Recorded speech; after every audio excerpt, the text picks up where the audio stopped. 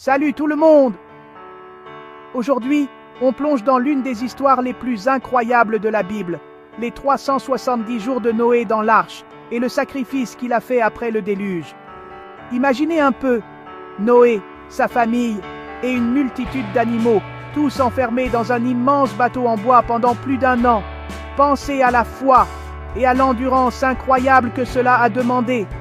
Alors, comment Noé et sa famille ont-ils passé leur journée à l'intérieur de l'arche?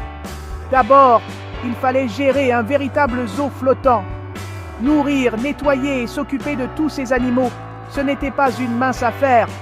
Ils devaient rester organisés et travailler en équipe, s'assurant que chaque créature ait tout ce dont elle avait besoin. Et n'oublions pas la pluie, 40 jours et 40 nuits d'un déluge incessant. Le bruit de la pluie frappant l'arche devait être assourdissant.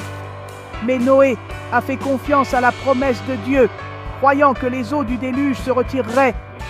Une fois la pluie arrêtée, il a fallu attendre que les eaux baissent. Noé a envoyé un corbeau, puis une colombe, pour voir si la terre était sèche. Quand la colombe est revenue avec une feuille d'olivier, c'était un signe, l'espoir était à l'horizon. Finalement, l'arche s'est posée sur le mont Ararat. Après 370 jours, la porte de l'arche s'est ouverte sur un monde transformé. Noé, rempli de gratitude et de respect, a construit un autel pour Dieu. Il a pris quelques-uns des animaux purs et des oiseaux purs et les a offerts en sacrifice. Cet acte était un symbole puissant de remerciement et de dévotion. C'était la manière de Noé de dire « Merci mon Dieu pour ta protection et ta fidélité ». Dieu fut touché par le sacrifice de Noé et il fit une promesse.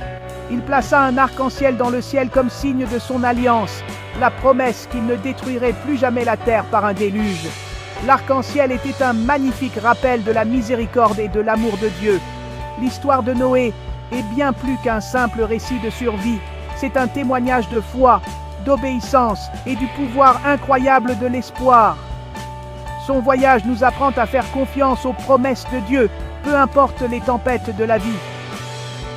Alors, la prochaine fois que vous verrez un arc-en-ciel, souvenez-vous de l'Odyssée de Noé et de la foi qu'il a portée.